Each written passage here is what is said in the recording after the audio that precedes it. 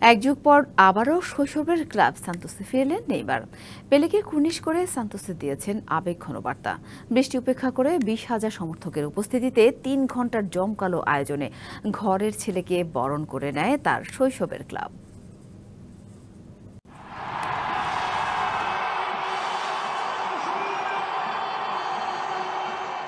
নেইমারের ফেরা বলে কথা। প্রায় 20,000 মানুষের উপস্থিতি ঘরের ছেলেকে বরণ করে নিতে। বাদ সাধল বৃষ্টি, কিন্তু সেটা উপেক্ষা করেই চলল 3 ঘন্টার জমকালো আয়োজন। নেইমার এলেন, কখনো হাসালেন সবাইকে, কখনো কাঁদলেন আবেগের স্রোতে সঙ্গী করে নিলেন অনেককে, কখনো ডুব দিলেন স্মৃতিতে, কখনো স্বপ্নাতুর চোখে তাকালেন সামনে। সৌদি আরব থেকে বৃহস্পতিবার সকালে ব্যক্তিগত বিমানে করে সাও পাওলোতে উড়ে যান নেইমার। কয়েক ঘন্টা বিশ্রাম নিয়ে সান্তোসে যান তিনি হেলিকপ্টারে করে।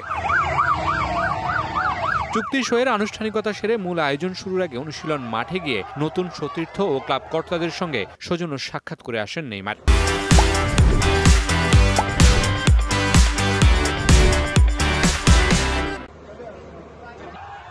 18 নম্বর জার্সি দিয়ে শুরু করে সান্তোসে 11 নম্বর জার্সি গায়ে চাপিয়েছিলেন নেইমার। এবার পাচ্ছেন ক্লাবের আইকনিক 10 নম্বর জার্সি।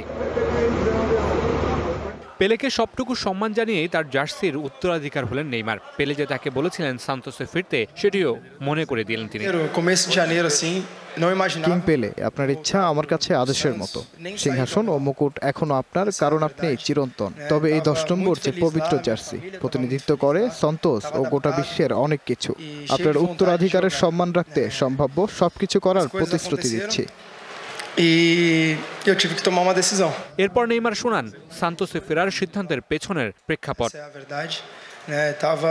কিছু সিদ্ধান্ত আছে যা ফুটবলের সীমানার বাইরে, কিছু আছে প্রভাব বিস্তারকারী। স্বীকার করছি, জানুয়ারির শুরুতে আমি কল্পনা করতে পারিনি যে সান্তোসে ফিরবো বা আল হেলাল ছাড়বো। আমি সেখানে খুশি ছিলাম, আমার পরিবার খুশি ছিল, মানিয়ে নিয়েছিলাম সবকিছুতে এবং খেলার প্রবল তাড়না ছিল। সান্তোসে ফিরে আবারও শৈশবে ফিরে গেছেন বলেও অনুভব করছেন Neymar. Mamunur Rashid, DBC news.